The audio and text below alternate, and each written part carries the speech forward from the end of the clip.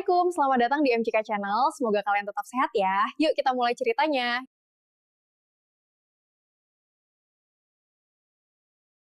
Pagi itu, seperti pagi-pagi sebelumnya, Rini bangun lebih dulu. Subuh belum sempurna selesai, tapi tubuhnya sudah terbiasa memulai hari dalam keheningan. Dapur menjadi ruang pertama yang ia datangi, bukan karena lapar, tapi karena rutinitas adalah satu-satunya hal yang masih setia padanya.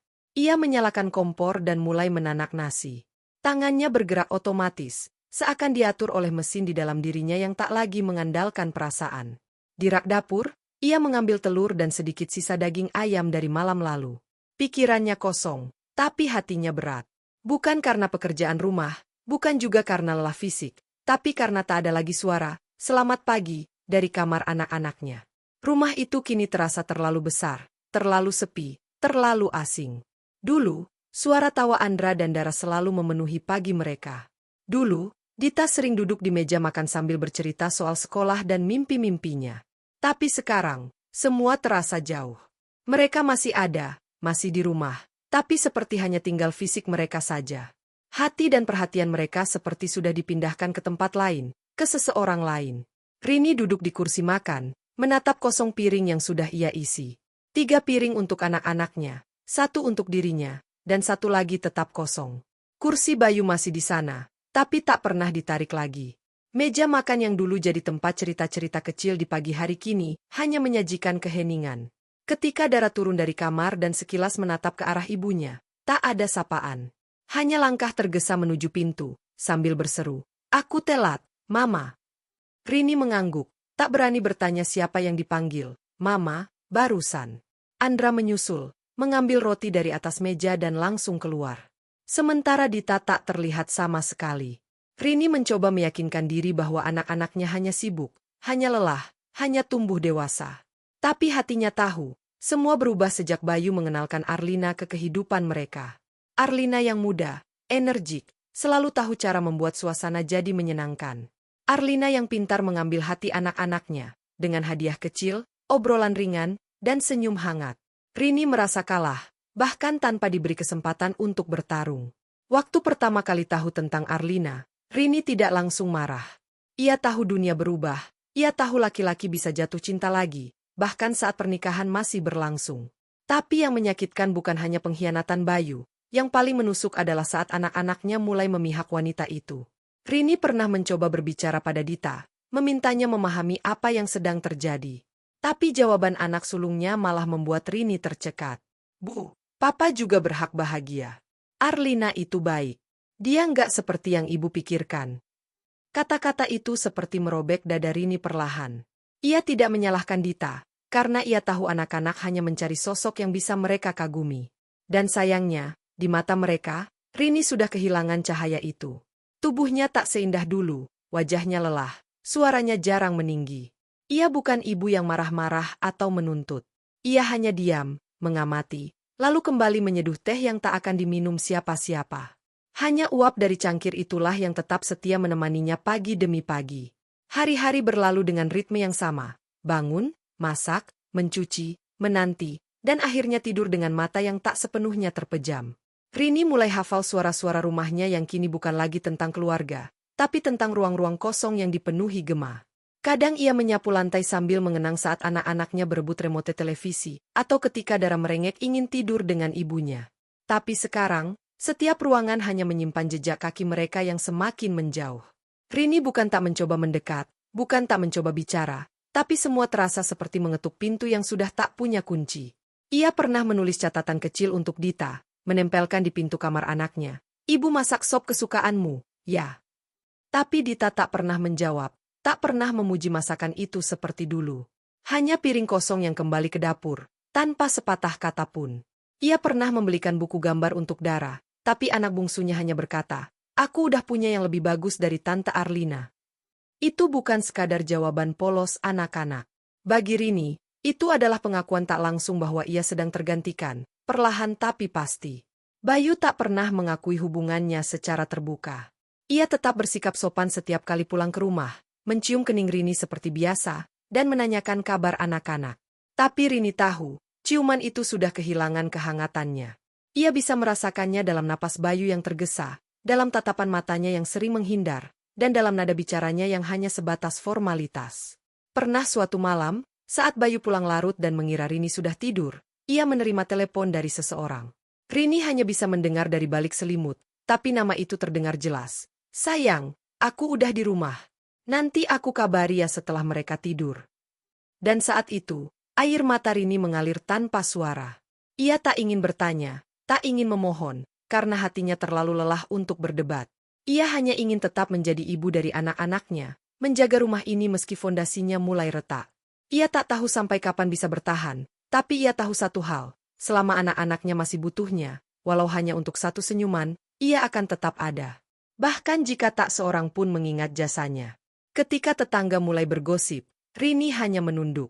Di pasar, suara-suara lirih sering terdengar ketika ia lewat.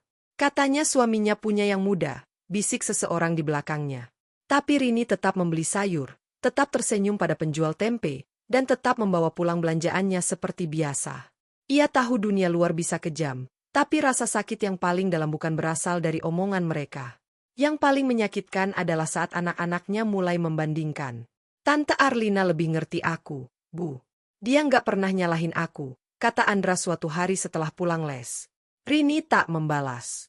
Ia hanya masuk ke dapur, membuka tutup panci, dan membiarkan air matanya jatuh ke dalam masakan.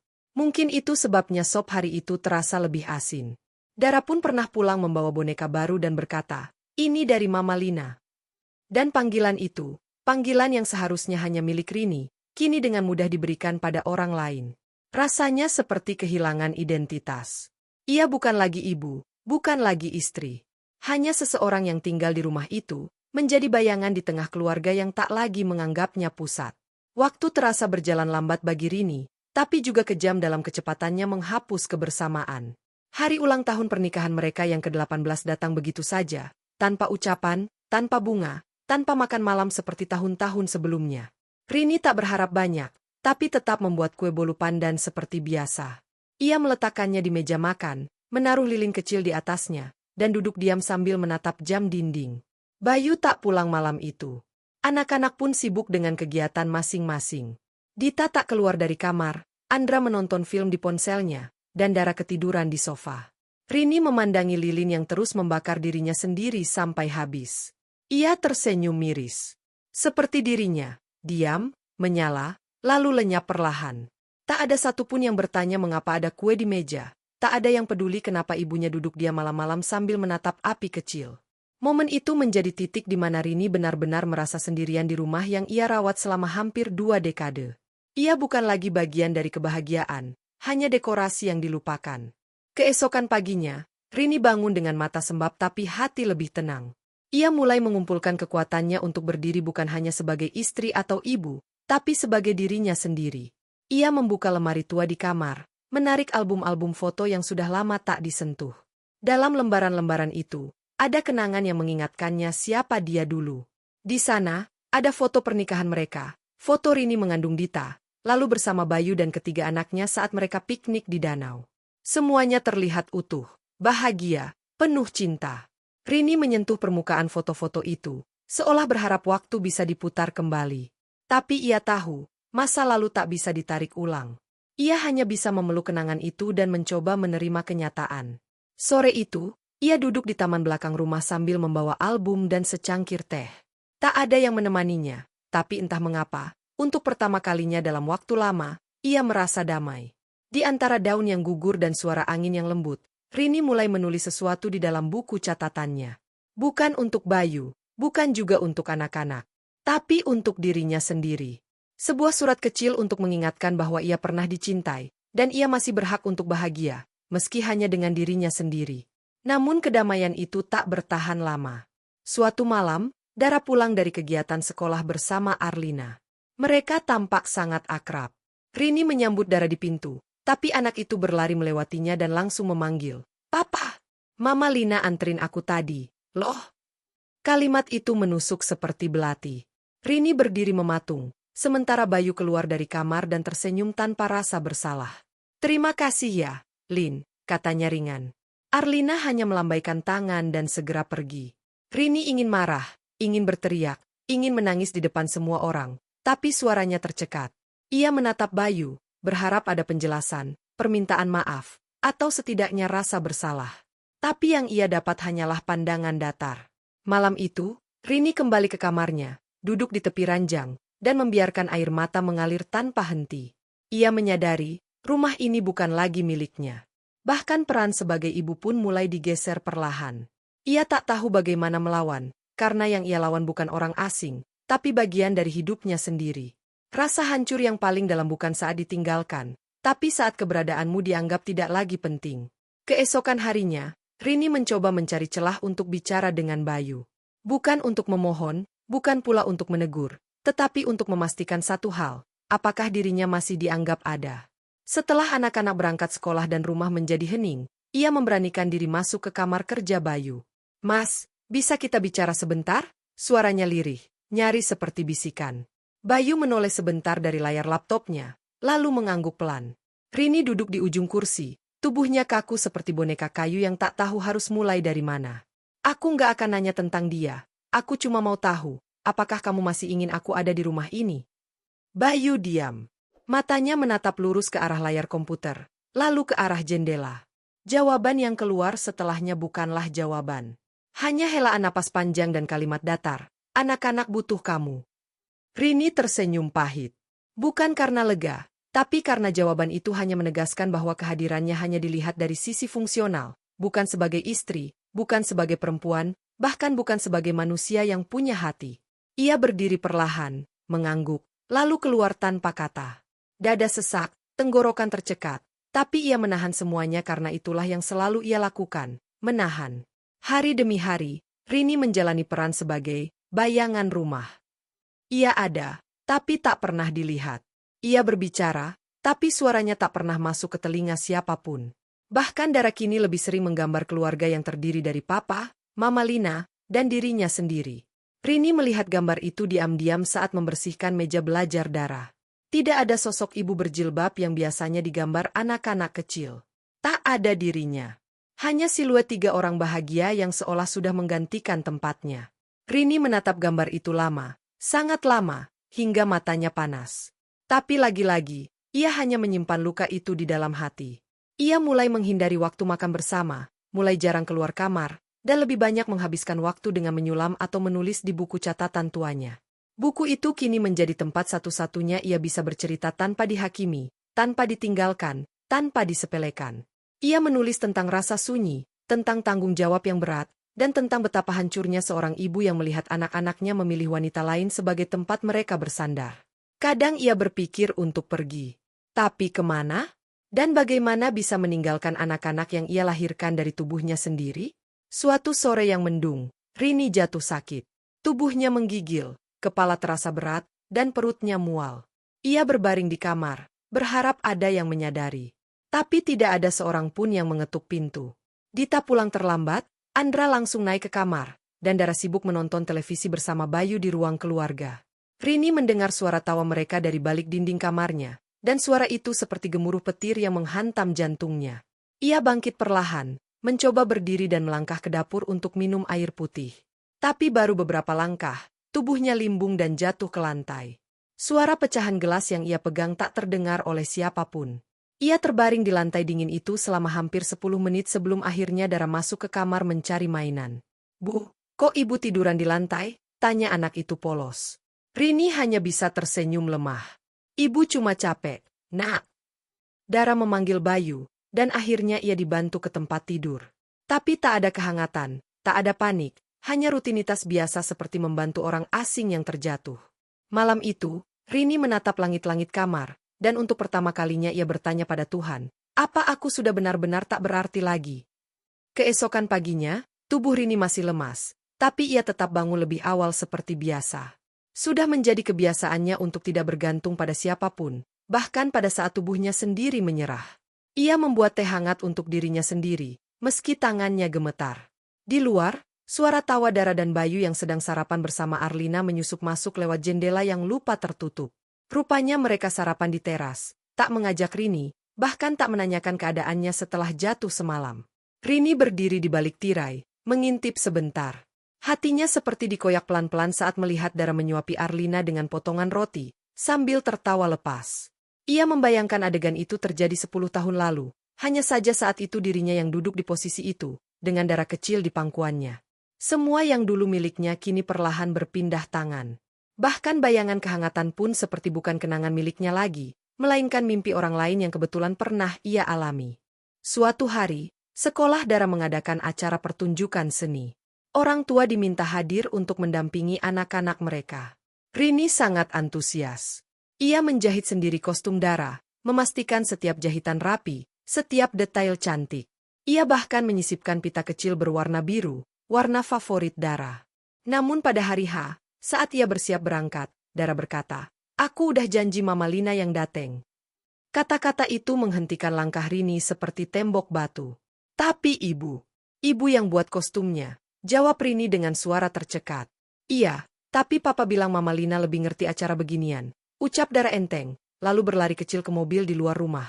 Rini hanya bisa berdiri di ambang pintu, menggenggam undangan acara yang kini hanya menjadi kertas tak berguna. Ia kembali masuk rumah, membuka jendela kamarnya, dan menatap kosong ke arah jalanan. Detik itu, ia merasa tak hanya kehilangan suami, tapi juga kehilangan hak sebagai ibu. Ia tak tahu bagaimana bisa mengembalikan cinta yang perlahan dicuri di hadapannya, tanpa seorang pun merasa bersalah.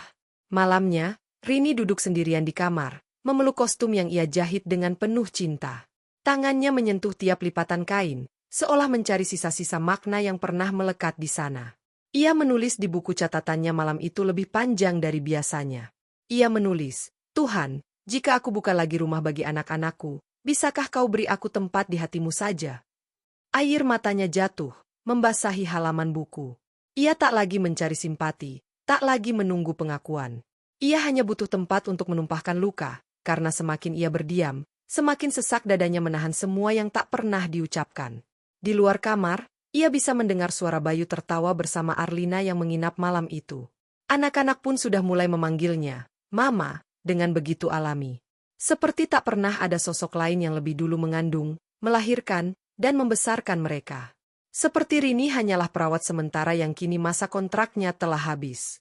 Dan dunia pun terus berjalan, seolah luka seorang ibu tak cukup penting untuk dihentikan barang sejenak. Beberapa hari setelah acara sekolah itu, Rini mulai jarang keluar kamar. Ia tetap memasak, tetap membersihkan rumah, tapi tidak lagi menunggu siapapun untuk makan bersama. Ia hanya meninggalkan hidangan di meja, lalu kembali ke dalam. Tidak ada satupun dari penghuni rumah yang bertanya kenapa ia tidak duduk bersama. Semua berjalan seperti biasa, seolah ketidakhadirannya justru lebih mempermudah kehidupan mereka. Rini pernah duduk berjam-jam di depan cermin, menatap wajahnya sendiri yang tampak semakin asing. Wajah yang sama saat ia pertama kali dilamar Bayu, wajah yang sama yang pernah tersenyum bangga saat Dita lahir, wajah yang dulu memantulkan harapan. Tapi sekarang, yang ia lihat hanyalah mata lelah, kulit pucat, dan senyum yang seolah tak punya alasan untuk muncul. Ia pernah menyentuh wajahnya dan bertanya dalam hati, "Apakah aku benar-benar masih ada? Atau aku sudah menjadi hantu di rumahku sendiri?" Ia takut jawabannya, karena setiap hari, semua terasa seperti mengiakan ketakutannya. Namun dalam keheningan itu, ada satu hal yang tetap menyala, kenangan. Suatu sore, Rini membuka kembali kotak-kotak lama berisi karya anak-anaknya. Gambar-gambar Dara saat TK, sertifikat Andra saat juara lomba puisi, foto Dita saat wisuda SMP. Semua tertata rapi karena ia yang menyimpannya. Saat menyentuh gambar tangan kecil Dara di atas kertas merah muda, dadanya sesak. Ia teringat saat Dara menangis keras saat hari pertama sekolah dan hanya mau dipeluk olehnya. Ia ingat bagaimana Andra dulu selalu mencari pundaknya saat sakit. Ia ingat betapa Dita dulu tidak bisa tidur tanpa mendengar dongeng darinya. Semua itu nyata, pernah terjadi. Ia tidak berhalusinasi. Ia pernah menjadi pusat dunia bagi anak-anaknya. Ia memeluk semua itu, memeluk kotak kenangan yang kini menjadi satu-satunya bukti bahwa ia pernah begitu berarti. Tangisnya pecah, bukan tangis kesedihan semata, tapi juga rindu. Rindu akan dirinya sendiri yang dulu. Rindu pada rumah yang dulu penuh tawa dan pelukan, bukan sunyi dan bayangan asing. Sore itu, saat Rini duduk di beranda belakang sambil membaca buku catatannya sendiri, Dita mendekat. Gadis remaja itu duduk agak jauh, tidak bicara, hanya menatap langit senja. Rini melirik pelan, tak berharap banyak. Tapi kemudian Dita berkata lirih, "Bu, aku baca tulisan ibu." Rini tertegun. Buku catatannya, yang biasanya ia sembunyikan, entah bagaimana dibaca oleh anak sulungnya. Aku, nggak sengaja nemu di dapur waktu nyari sendok yang jatuh, lanjut Dita, masih tak menoleh. Rini menunduk, merasa malu sekaligus takut. Takut anaknya akan menghakimi, menertawakan, atau bahkan semakin menjauh. Tapi suara Dita bergetar. Bu, aku minta maaf. Rini mengangkat wajahnya, matanya mencari kebenaran di wajah anak yang dulu begitu dekat dengannya. Aku kira ibu cuma diam, pasrah, ternyata ibu nyimpen semuanya sendirian. Kalimat itu menjadi angin pertama yang meniupkan nyala kecil di hati Rini. Belum cukup untuk menghangatkan, tapi cukup untuk menunjukkan bahwa mungkin belum semuanya hilang.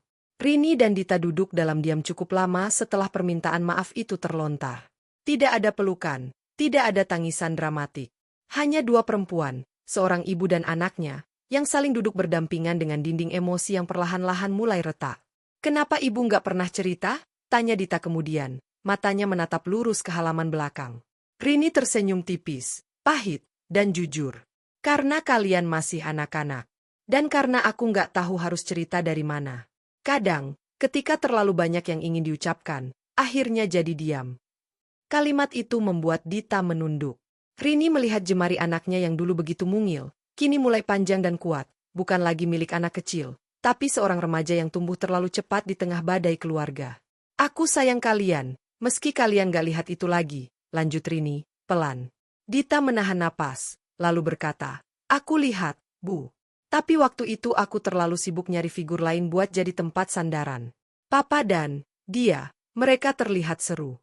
Ibu kelihatan capek terus. Kata-kata itu tidak dimaksudkan untuk menyakiti, tapi tetap menusuk. Rini mengangguk. Ibu memang capek, tapi bukan karena menyerah. Ibu hanya berusaha bertahan. Malam itu, Dita mendatangi kamar Rini. Ia membawa selimut dan duduk di samping ibunya di tempat tidur. Boleh aku tidur di sini? Tanyanya pelan. Rini mengangguk tanpa berkata-kata, dan malam itu menjadi malam pertama setelah sekian lama di mana ia tidak tidur sendirian. Suasana kamar begitu tenang. Rini memeluk Dita dari belakang, seperti dulu saat anak sulungnya masih kecil. Air matanya mengalir tanpa bisa dicegah. Bukan karena sedih, tapi karena ada bagian dari dirinya yang selama ini kosong kini terisi kembali. Bahkan jika hanya satu anak yang kembali memeluknya, itu cukup untuk membuat hatinya berdetak lagi.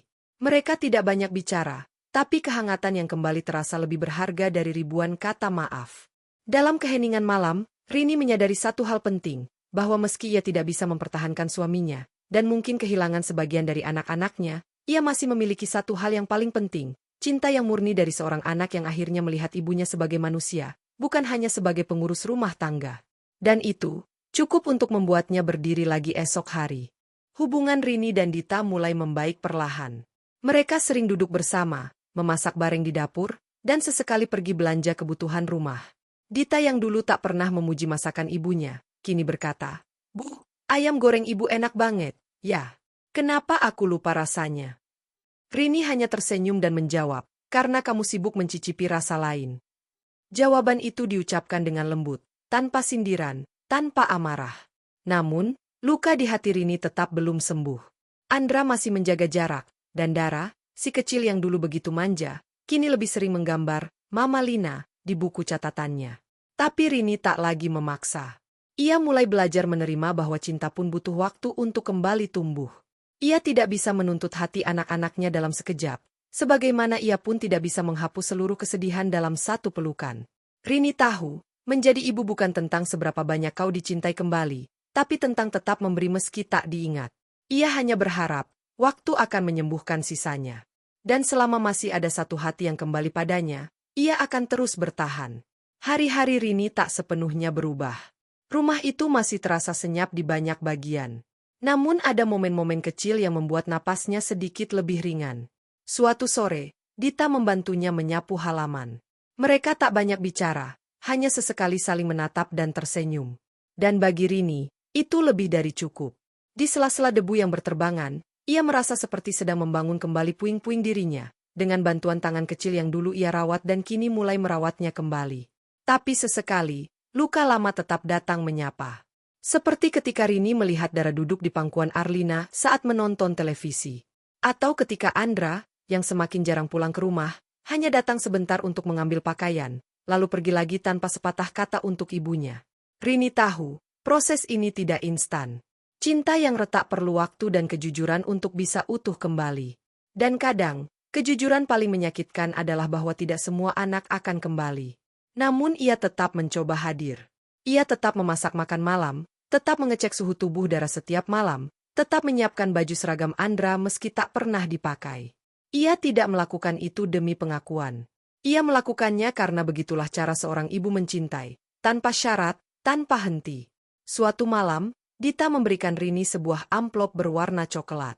"Baca nanti aja, Bu, pas ibu sendirian," katanya.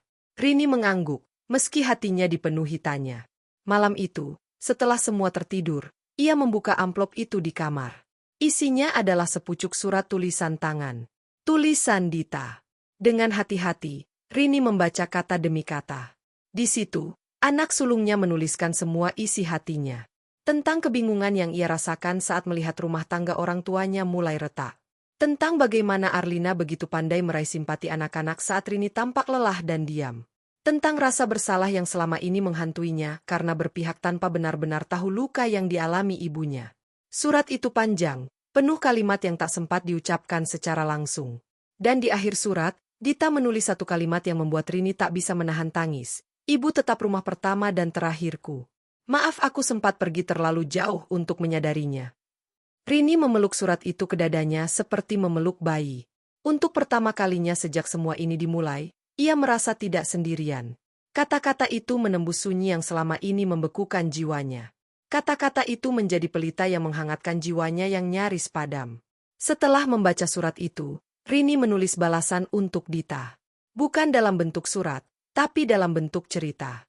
Ia menulis tentang seorang ibu yang kehilangan tempat dalam keluarganya, namun memilih tetap berdiri karena ia percaya bahwa kasih sejati tak perlu diperjuangkan dengan suara, cukup dengan kehadiran yang tak tergoyahkan. Ia menulis, bukan untuk mengeluh, tapi untuk meninggalkan jejak yang mungkin bisa dibaca suatu hari nanti. Jejak bahwa ia pernah ada, pernah mencintai, dan pernah dilupakan, namun tidak pernah berhenti menyayangi.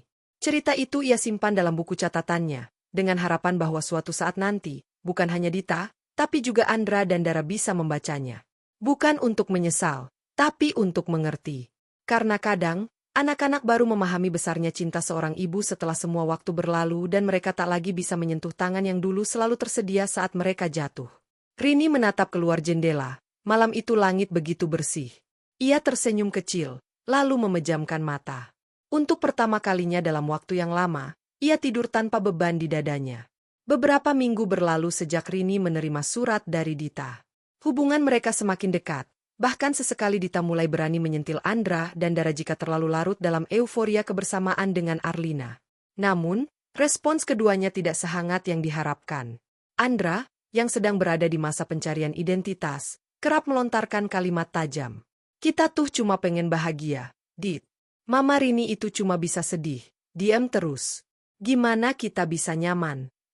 Kalimat itu membuat Dita terdiam, tetapi Rini yang kebetulan mendengar dari balik dapur hanya menunduk dan menarik napas panjang. Ia tidak lagi menangis saat mendengar dirinya dibandingkan, diremehkan, atau diabaikan. Ia mulai belajar bahwa bukan dirinya yang kurang, tetapi mereka yang belum cukup dewasa untuk memahami cinta yang tak bersuara.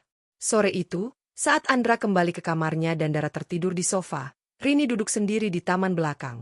Ia memandang langit yang perlahan berubah warna. Di antara desir angin, ia berbisik pada semesta, "Bolehkah aku tidak sempurna, tapi tetap berarti?"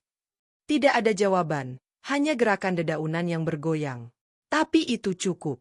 Karena diam-diam, ia mulai menerima dirinya kembali. Namun kedamaian yang mulai tumbuh itu diuji saat Arlina mengalami kecelakaan ringan. Mobil yang ia kendarai menabrak trotoar saat mengantar Dara ke Lestari. Tidak ada luka serius, tetapi Dara sempat ketakutan dan mengalami memar di kakinya. Saat kabar itu sampai di rumah, Rini berlari keluar dengan wajah panik. Ia menemukan Dara sedang dipapah Bayu masuk rumah, menangis dan memeluk erat tubuh ayahnya. Rini langsung mendekat, mencoba menggendong putrinya, namun Dara malah berteriak, "Aku mau sama papa aja. Jangan sentuh aku." Kalimat itu seperti cambuk yang mencabik seluruh luka lama yang belum sembuh. Rini membeku di tempat, tangannya terulur di udara, tapi tak jadi menyentuh. Dita yang melihat kejadian itu langsung menahan adiknya dan berkata tegas, "Dara, ibu yang melahirkan kamu. Dia yang jaga kamu dari kecil, bukan Tante Arlina." Tapi Dara menangis semakin kencang dan berlari ke dalam kamar. Rini berdiri mematung, menelan kembali air mata yang mulai menumpuk. Ia menoleh ke Bayu yang hanya menunduk, tak mengucapkan sepatah kata pun. Malam itu, keheningan kembali membungkus rumah, tapi kali ini bukan sunyi biasa, melainkan sunyi yang ditinggalkan harapan. Keesokan harinya, Rini duduk di ranjang dengan kepala tertunduk. Surat-surat, catatan, bahkan foto-foto keluarga ia susun kembali dalam sebuah kotak. Bukan untuk dibuang, tapi untuk disimpan, jauh dari pandangan siapapun. Ia mulai membereskan lemari, melipat pakaian-pakaian yang tak lagi ia kenakan. Tidak ada niat pergi, tapi ada niat kuat untuk tidak lagi menggantungkan dirinya pada cinta yang tak dibalas. Saat itu, Dita masuk dan melihat ibunya mengemas barang. "Ibu, jangan bilang ibu mau pergi," tanya Dita dengan suara gemetar. Rini tersenyum pelan. "Ibu nggak kemana-mana.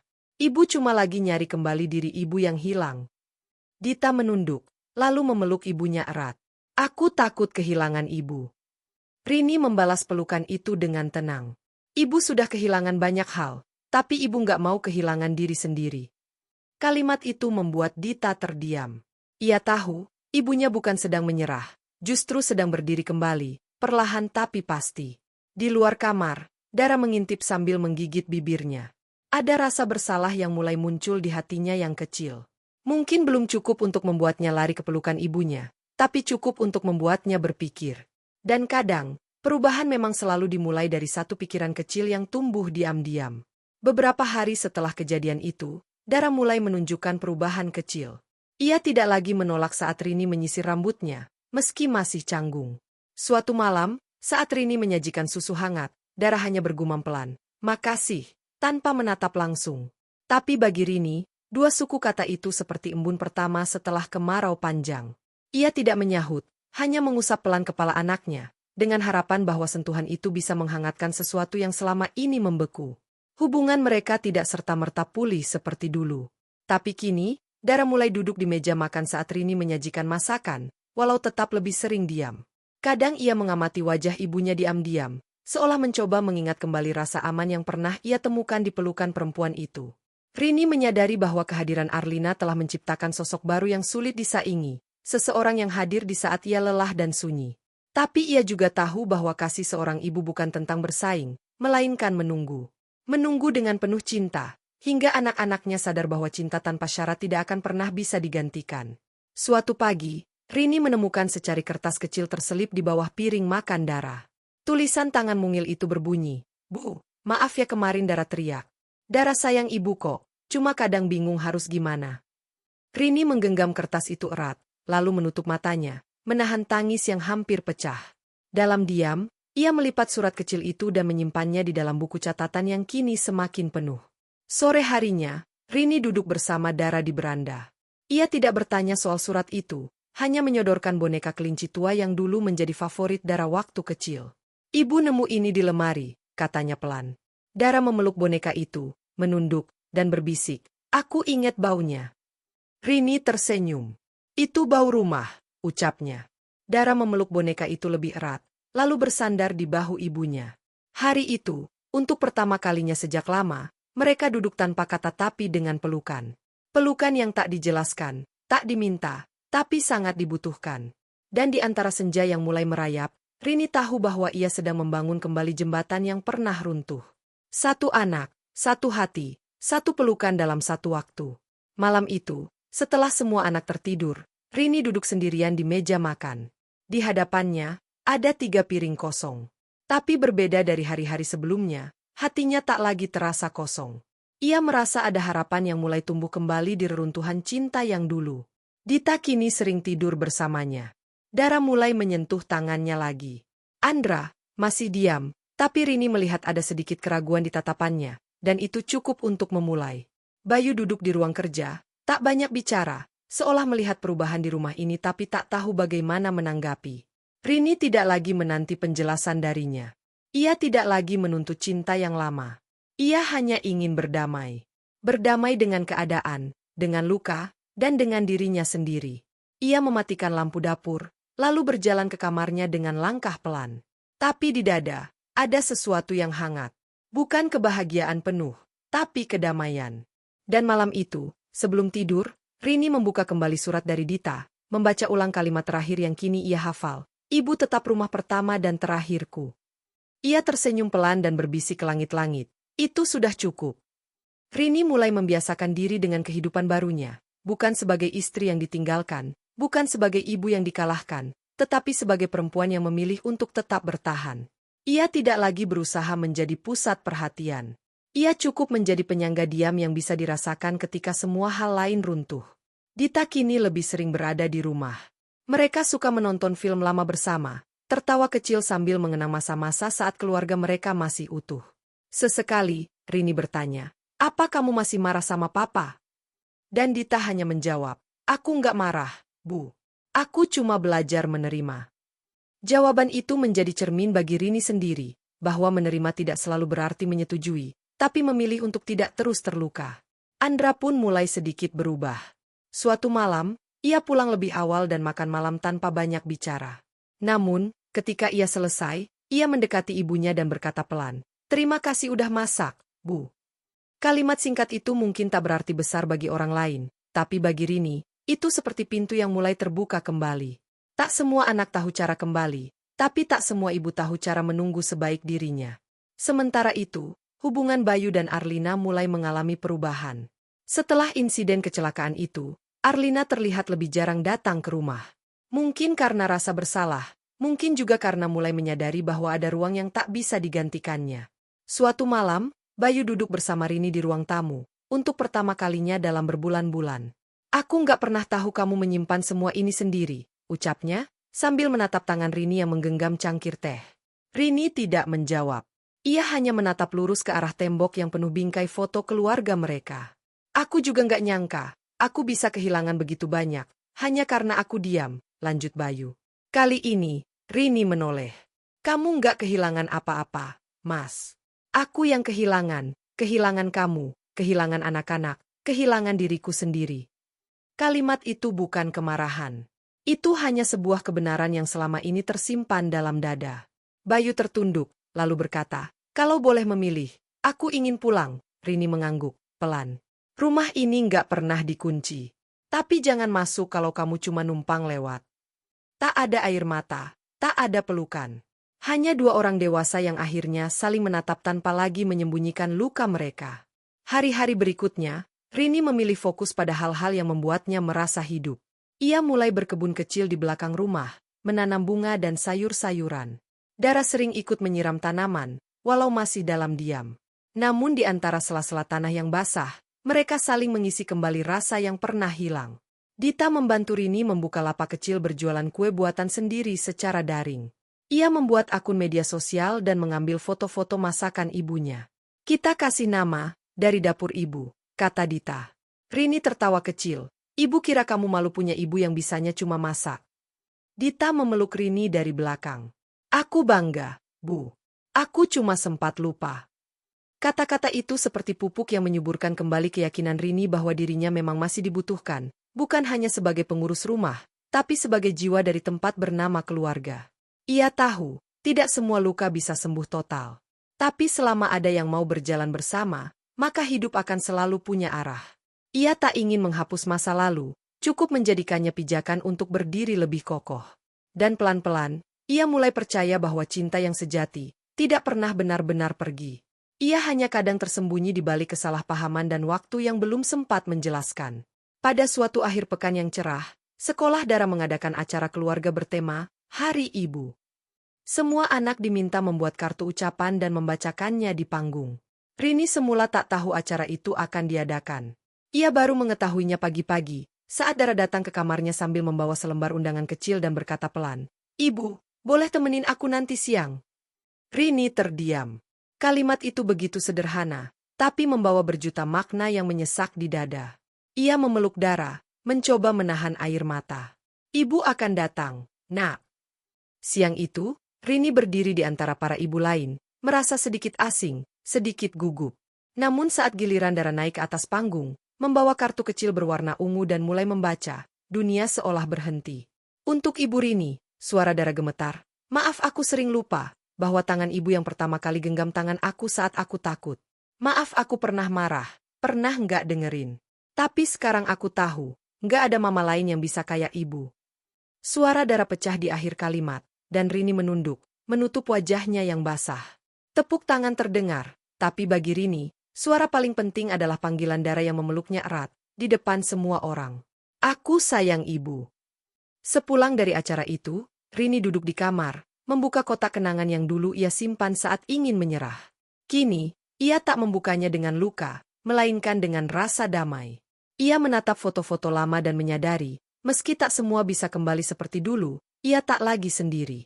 Di luar kamar, Dara dan Dita sibuk membantu membuat adonan kue. Andra bahkan datang menghampiri dan, meski kikuk, bertanya, "Butuh bantuan, Bu?" Rini hanya tersenyum dan mengangguk. Kadang, perubahan tidak datang dalam bentuk kata-kata manis, tapi dalam gestur kecil yang diam-diam menyembuhkan. Bayu pun mulai lebih sering pulang, tidak lagi membawa Arlina. Tidak ada pembicaraan soal memulai kembali, karena Rini tidak lagi menunggu. Ia sudah membangun kehidupannya sendiri bersama anak-anaknya. Tapi ia tak menutup pintu. Selama Bayu hadir dengan kejujuran, bukan sekadar penyesalan, maka rumah ini akan selalu terbuka. Malam itu, mereka makan malam bersama. Untuk pertama kalinya dalam waktu yang sangat lama, tawa kecil kembali terdengar di meja makan. Tidak sempurna, tidak seperti dulu, tapi cukup untuk membuat hati Rini berkata, "Aku masih dibutuhkan di sini." Di suatu pagi yang sunyi, Rini duduk sendiri di teras, memandangi langit yang perlahan berubah warna. Ia membawa secangkir teh hangat dan sebuah buku catatan kecil. Bukan lagi buku penuh kesedihan, tapi buku yang kini berisi resep kue, catatan harian sederhana, dan kutipan-kutipan penyemangat yang ia kumpulkan sendiri. Ia membuka halaman terakhir dan menulis, "Hari ini, aku tidak lagi bertanya apakah aku masih dibutuhkan. Aku tahu jawabannya. Aku tahu bahwa aku adalah rumah, bukan bangunan, tapi rasa. Dan rumah ini, meski pernah kosong, kini mulai penuh lagi." Udara pagi menyapa pipinya lembut, dan untuk pertama kalinya sejak semua itu terjadi, Rini bisa berkata dengan pasti, ia tidak menyesal telah bertahan. Ia telah melewati badai, kehilangan, dan pengkhianatan. Tapi ia juga telah melihat cinta tumbuh kembali, melihat anak-anaknya belajar mencintai dengan cara yang baru. Dan itulah kemenangan yang tak bisa diberikan oleh siapapun kecuali waktu, kesabaran, dan hati seorang ibu. Rini menutup bukunya, memeluk dirinya sendiri sebentar, dan tersenyum. Karena akhirnya, ia tidak hanya menjadi ibu dari anak-anaknya, tapi juga kembali menjadi dirinya sendiri, utuh. Beberapa bulan kemudian, saat tahun ajaran baru dimulai, Dita resmi diterima di universitas pilihannya. Ia memilih tinggal di rumah sementara, dengan alasan ingin lebih banyak membantu ibunya sebelum benar-benar mandiri.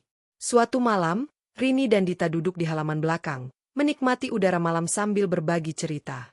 "Bu, aku sering kepikiran waktu aku lebih memilih Arlina. Apa ibu pernah benci sama aku?" tanya Dita, dengan mata berkaca-kaca. Rini menoleh, menyentuh wajah putrinya dengan lembut. "Tidak, Nak. Ibu tidak pernah membenci. Ibu hanya menunggu kamu kembali." Dita menangis pelan dan memeluk ibunya erat. "Terima kasih, Bu. Karena nggak ninggalin aku, bahkan saat aku ninggalin ibu." Rini mengusap punggung anaknya, menahan emosi yang selama ini disimpannya rapat. Dalam pelukan itu, ada segala yang tak sempat terucap. Luka, penyesalan, cinta, dan pengampunan. Mereka duduk lama, membiarkan malam menjadi saksi dari dua hati yang telah saling menemukan kembali. Dan saat angin malam membelai rambut mereka, Rini tahu, ia telah memenangkan kembali rumah yang sebenarnya. Bukan rumah dari batu dan semen, tapi rumah dari hati yang mengingat, memaafkan, dan mencintai. Andra pun perlahan membuka diri. Suatu pagi, ia duduk di meja makan lebih dulu dari biasanya. Rini yang sedang menyiapkan sarapan sempat terkejut melihatnya membaca buku pelajaran. "Lagi nyiapin ujian?" tanya Rini, sambil menyuguhkan teh. "Iya," jawab Andra pelan. "Aku mau coba daftar beasiswa, Bu. Biar bisa bantu sedikit-sedikit." Kalimat itu membuat Rini menoleh dan menatap anak laki-lakinya dalam diam. Ia tahu, itu adalah bentuk permintaan maaf, dari seorang remaja yang belum pandai bicara tapi mulai berani bertanggung jawab. Sejak hari itu, Andra lebih sering duduk bersama Rini, kadang membahas hal-hal sepele, kadang hanya saling diam tapi dalam jarak yang tidak lagi dingin. Pada ulang tahun Rini, Andra memberikan sebuah bingkisan kecil, Sebuah gelang anyaman sederhana dengan huruf-huruf bertuliskan, Ibu. Aku bikin sendiri, di kelas prakarya, katanya canggung. Rini memeluk anak laki-lakinya yang dulu sempat menjauh, dan di dadanya ada rasa syukur yang tak bisa dilukiskan. Ia tidak pernah meminta hadiah. Tapi cinta yang tumbuh kembali dalam kesadaran anak-anaknya adalah hadiah terbesar yang ia terima dalam hidupnya. Suatu hari, Bayu mengajak Rini bicara berdua. Mereka duduk di bangku taman yang dulu sering mereka kunjungi bersama anak-anak. Aku nggak minta kita kembali kayak dulu, kata Bayu. Aku cuma mau bilang, terima kasih karena kamu tetap jaga anak-anak, jaga rumah, bahkan saat aku nggak layak. Rini mendengarkan dalam diam, menatap daun-daun yang gugur perlahan. Aku nggak pernah benci kamu, Mas, jawab Rini tenang. Aku cuma kecewa, dan itu beda. Bayu mengangguk, matanya berkaca-kaca. Kalau kamu capek suatu hari nanti, aku akan gantian jagain mereka. Rini tersenyum samar. Aku nggak capek. Aku cuma berubah. Mereka berdua tahu bahwa cinta mereka mungkin tidak akan kembali seperti dulu. Tapi dari reruntuhan itu, lahirlah bentuk cinta baru, cinta yang tahu batas. Cinta yang tak lagi menuntut untuk memiliki, hanya menjaga dari kejauhan. Bayu kini lebih banyak menghabiskan waktu di rumah, bukan karena Arlina menghilang, tapi karena ia tahu, tidak ada tempat lain yang akan seteduh pelukan perempuan yang pernah ia abaikan. Dan Rini, untuk pertama kalinya, bisa menerima semua ini tanpa merasa kalah. Pada akhirnya, kehidupan di rumah itu tidak kembali seperti dulu, tapi menjadi bentuk baru yang lebih jujur. Rini tetap menulis di bukunya, kini dengan catatan yang lebih ringan, penuh harapan dan tawa kecil. Di halaman terakhir, ia menulis satu kalimat. Aku bukan hanya ibu dari anak-anakku. Aku adalah perempuan yang bertahan, dan kini aku pulang ke diriku sendiri. Anak-anaknya tumbuh, belajar, jatuh, dan kembali. Bayu belajar menjadi ayah, bukan hanya dari kedekatan, tapi dari kesalahan yang ia sadari. Arlina? Ia akhirnya memilih pergi. Bukan karena diminta, tapi karena menyadari bahwa ia tak pernah benar-benar menjadi bagian dari cerita itu. Rumah itu tetap berdiri, bukan karena temboknya kuat, tapi karena hati Rini tidak pernah runtuh sepenuhnya. Ia belajar bahwa dalam hidup, tidak semua yang patah bisa kembali utuh. Tapi yang bisa tumbuh setelah patah, itu lebih kuat. Dan saat ia menatap wajah anak-anaknya yang kini memanggilnya bukan hanya dengan suara, tapi dengan hati yang sadar, ia tahu, perjuangannya bukan sia-sia. Karena cinta seorang ibu, tak pernah pergi, tak pernah habis, dan tak pernah salah. Itu dia cerita kita hari ini. Jangan lupa like, komen, dan subscribe.